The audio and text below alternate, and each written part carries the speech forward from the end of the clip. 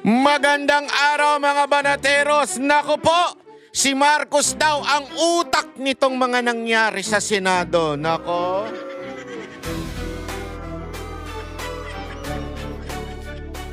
At ang nagbuking niyan walang iba kung hindi ang kanyang kapatid.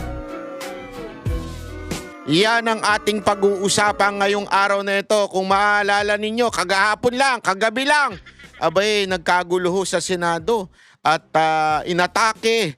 Ito po ay para bagang mga terorista, mga gangster, mga sindikatong lumusob sa Senado, itong mga alleged NBI. Dahil panay po ang kanilang tangge na sila daw yon, mga hindot, mga animal, hindi daw sila yon. Pero teka mga kababayan, mamaya papaliwanag ko. Wag natin lalahatin ang NBI. Wag ho. Marami pa rin pong matitino dyan. Sa katunayan, isa lang yung tarantado dyan. At yung kanyang mga tauhan. Pero yung mga karamihang mga career officer dyan, maayos. So, mamaya ipapaliwanag ko sa inyo kung ano ang nangyayari dyan, ha? At syempre, yung mga nasagap nating mga balita sa mga informant natin dyan sa loob ng Senado. Dahil alam nyo mga kababayan, malupit po yung mga naibabalita sa atin, nakikwento. Alam mo naman, marami tayong mga ano dyan, mga kaibigan dyan sa loob. Hindi katulad nung kwento nung palsis na yon, yung kanyang Tweety Bird. Putang inang Tweety Bird dyan, supot. Sigurado ko yung Tweety Bird mo, supot. Kung hindi man supot, sigurado ko may tulo yan. Wait ha. Hindi ko tinutukoy yung pototoy niya ha. Ang tinutukoy ko yung source niya. Kasi ang tawag niya doon Tweety Bird yung source niya. Bakit supot? Kasi laging sablay. Bakit may tulo? Kasi mali-mali ang binibigay. Tsaka walang silbi, mabantot pa. Di ba? Ulitin ko hindi po yung kanya. Hindi po yung kanyang pototoy yung tinutukoy ko. Hindi ako sure doon sa pototoy niya Pero ang sure ako doon sa Tweety Bird niya, yung source niya na pinagkukuhanan ay supot. At yan ang pag-uusapan natin ngayon kasi napakaraming balibalita na kesyo gawa-gawa lang daw ito dahil po para daw makatakas si Bato. Mga ulul, mga tarantado, nandun pa rin sa loob si Bato hanggang ngayon. Nagpakita ho ng picture, proof of life si Atty. Torion. At ayon din sa aking mga kaibigan na nasa loob, nandun pa po si Senator Bato, natutulog sa kasalukuyan. Siguro kanina, ewan ko kung gising na ngayon at nagkakape na. Pero gayon pa man, ladies and gentlemen, people in the house, mga kababayan natin, mga banateros, antabay kayo, meron tayong ibabalita mamaya na matindi na maaaring hindi nyo pa alam, pero ngayon, ipapaalam ko sa inyo. Kaya mga kababayan, dyan lang kayo, kapit lang kayo. Pero wag bago tayo magsimula, baka naman po pwede ninyong i-like and share itong ating video at para mas kumalat po ito dahil dito isisiwalat natin yung pawang katotohanan at katotohanan labang. Hindi tayo gagawa, magdadagdag bawas tulad ng COMELEC, hindi natin gagawin yan. Tayo po ay pawang katotohanan lang, 100%, hindi pwedeng 101%, 102%, 100% truth lang. Okay, so antabayan lang kayo dyan. Pakinggan nyo, habang pinapakinggan ninyo, abay baka pwede namang maaring i-comment ni dyan. Taga-asa ka. Asan ka ngayon? Saan ka nanonood ng mga aksyon na nangyari sa Senate? Ikaw ba ay nagbabate ng itlog sa inyong breakfast? Hindi, marami kasi ako mga kababayan dyan na sabi nila, Banat Bay, ikaw ang breakfast namin sa umaga. lalo na yung mga asawa ng mga magigiting nating mga sundalo diyan sa loob ng Senado. Sila daw ay nakikinig palagian dito sa atin. Uy, maraming salamat po, mabuhay po kayo. Alam mo, naaawa ako doon sa doon sa mga security ng, ito yung mga Marines ito yung mga security diyan sa Senado. Parang yung mga baril nila medyo luma na, baka pwede yung bigyan ng mga kanyon yan. Mga AK-47, mga ganun ba? Yung pag binaril mo doon sa dingding, hindi na kailangan i-drill. Butas na kagad, di ba? At saka yung mga bulletproof vest, dapat yan Pagka alam mo yun, merong mabilisang responde, meron prepared sila, full battle gear. Kasi yung mga alleged NBI na lumusob na naka-t-shirt lang naman daw ng NBI, hindi daw mga NBI. Ulul!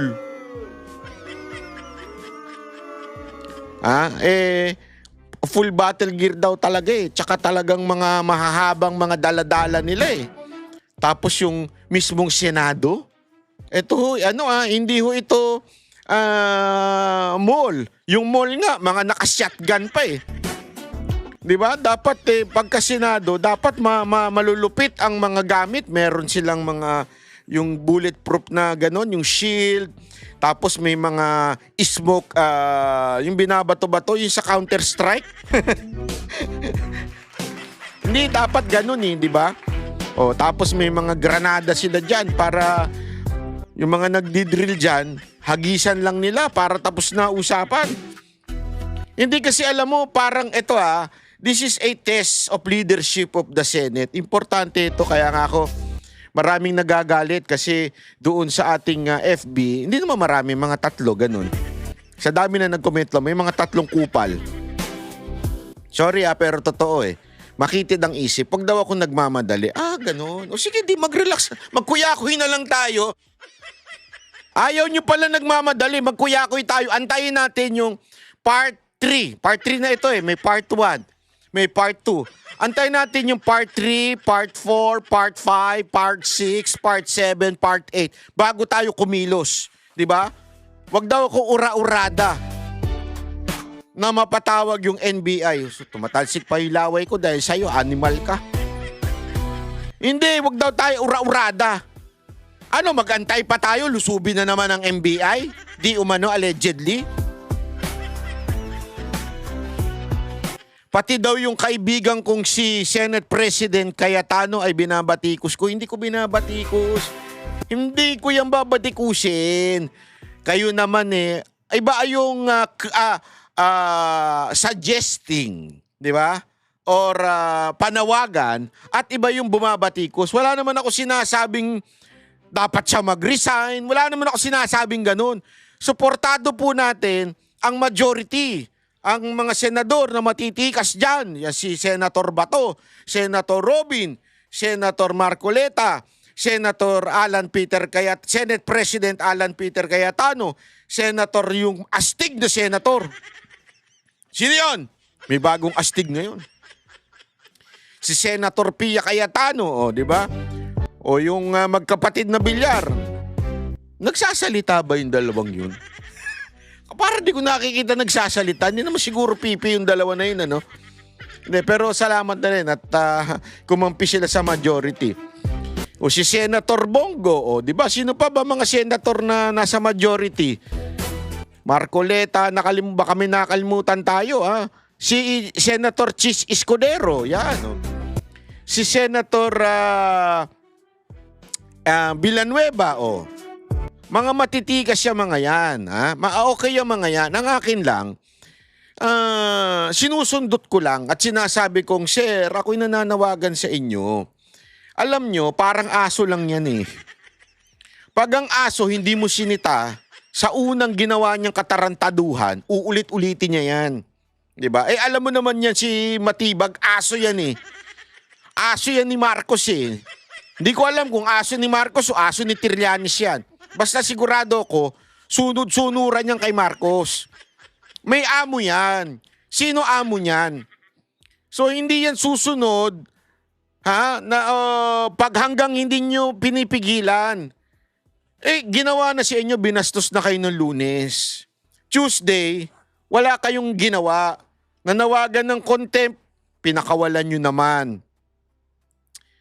In exchange na hindi sila lulusob. Ha? Eto, makinig kayo. Eto, panawagan ko sa inyo to. Ako napag-alaman ko ito, hindi ko na lang sasabihin kung kanino. Pinakawalan ninyo. 'Di ba supposedly nung Lunes, iko-contempt, nanawagan si Villanueva, nanawagan, I think si Bato, iko-contempt. Kinontempt nila, hinold nila yung mga NBI.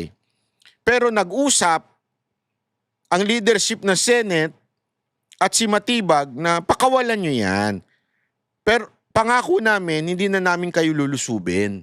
Hindi na namin kayo pupunta dyan para arestuin si Bato. Oh. The Senate agreed doon sa usapan. Pero Senator, Senate President Cayetano, my friend, my beloved friend, hindi tumupad.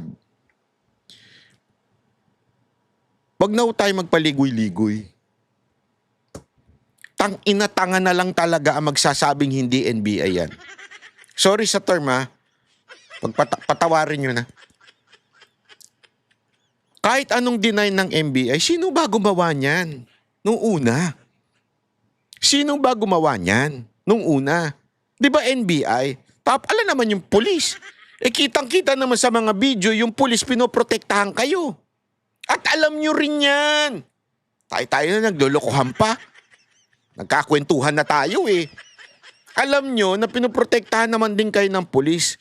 At malabo din naman ang sundalo. Kita nyo naman, pinoprotektahan kayo. So sino yan? Don't tell me mga NPA yan. Nakapasok na dyan. Sa bagay, yung mga kasama nila nasa labas eh. Yung mga kasama nilang MPA nasa labas. Oh. Pero hindi po imposible eh. At nakita naman ninyo, pag nagsasalita si Matibag, balubaluktot na lang yung kanyang Pag tinatanong siya, bakit may mga NBI sa loob? May NBI sa loob eh. Nung umaga daw. Sabi niya, umaga daw, tas pina-pull out. Hello? Are you there? Or are you not there? Ibig sabihin na nandyan nung umaga, tanghali, hapon, yung NBI, bakit sila nakapasok dyan na may daladalang baril?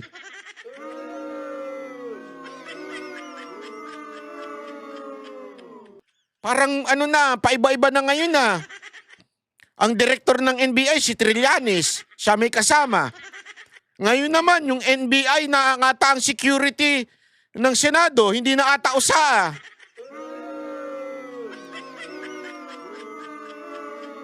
Bakit nyo pinapayaga may daladalang baril ang mga NBI sa loob? Lumabas mismo sa bibig niya eh. Pinull out na lang. At meron kayong mga video. Kitang-kita naman sa mga video, mga live stream ng mga media na may mga baril at may hawak yung mga NBI na yan. Oh. Pero daw, ito I'm just giving you the balance news. Sabi daw ni Matibag, pinull out daw nila ng hapon. So, inamin nila na nasa loob ng tanghali hanggang hapon. O bakit nandyan? Anong ginagawa niyan? Yan na ba ang bagong security ninyo?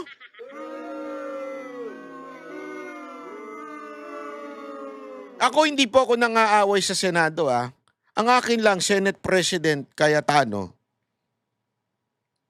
mukhang, alam ko you are a Christian. I admire you for that. But you have to be prudent. Like David. Remember, noong panahon na rin naman na yun eh. Di ba siya nga ay talagang, ano tawag doon, yung talagang malapit sa Panginoon. Di ba? Pero nung pagdating sa gera, laban tayo. Ipaglaban natin. Ito, hindi na pwede yung lalamya-lamya, Senator. Bilib ako sa inyo sa lahat ng bagay. Sa lahat po ng bagay, believe po ako sa inyo. Yung talino, morality, lahat. Pagiging may wisdom. Sana samahan nyo din po ng tapang. Kasi sabi ko nga sa inyo, yan ang number 1 na kailangan ng Pilipinas. Totoo po yan. Kaya nga nagustuhan ng mga Pilipino si Pangulong Duterte dahil sa kanyang tapang pero may malasakit. Yeah? May bayag siyang labanan yung mga oligark, may bayag siyang labanan yung mga, di ba, tinanggal niya yung lahat ng doon sa airport, doon nagkaroon ng laglag bala o nakawan. Naalala niyo? Yun, may bayag, ika nga. Senate President Cayetano, it's about time. It's about time to use an iron hand in the Senate. Hindi pa pwedeng ganyan. Kasi kawawa ho naman yung mga Alam mo, nakikita ko yan, na-observe ko yan. Alam niyo yung mga nanonood na sa vlog ko dito na mga naawa ko minsan kasi sabi ko, dapat itong mga ito talagang suportado Suportado ng mga high-powered guns, suportado ng matitinding, talagang matitikas. Kasi ang baba ng tingin ng NBI sa Bakit? Kung mataas ang tingin ng NBI sa hindi nila lulusubin ang Senate nung Lunes. In-underestimate, hindi pala, sobrang nilait kayo. Sinabing, hindi, wala kwenta yung mga yan, kaya namin yan. Kaya nga ultimo, di ba, sa labas mismo ng, yung bago pumasok doon sa ng Senado, yung, sa loob na ito ng vicinity ng Senado, doon lang sa entrance mismo ng building, binugbog ang isang Ibig sabihin, pangmamaliit yun sa inyo. It's about time to show an iron hand to them. Ito, lantaran ito.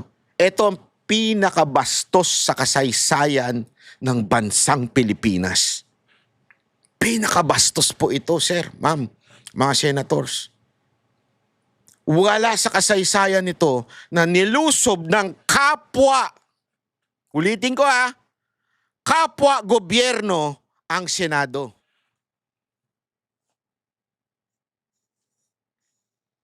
Ewan ko nga kung ginawa ito ni Marcos Sr. noon Ang alam ko, dinisolve yung during the martial law, tinanggal ang buong Senado at ang Congress.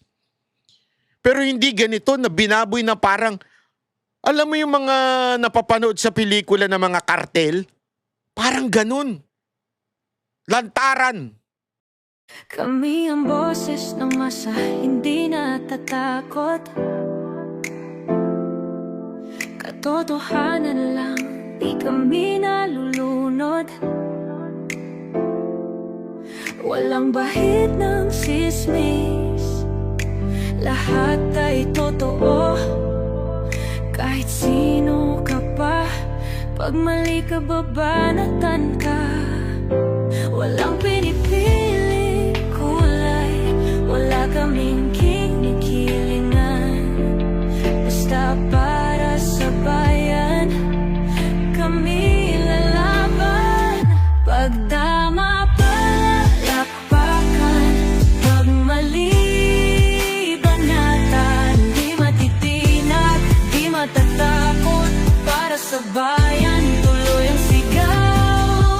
Sa harap ng kamera, walang halong takot. Mga baluktot, lahat kayo'y tutumba. Ang hustisya at totoo, yun lang ang mahalaga. Kahit sinong harang, di kami matitinag. Walang pinipiling kulay, wala kaming kinikilingan. Basta para sa bayan, kami lalaban. Pag tama palakpakan, pag mali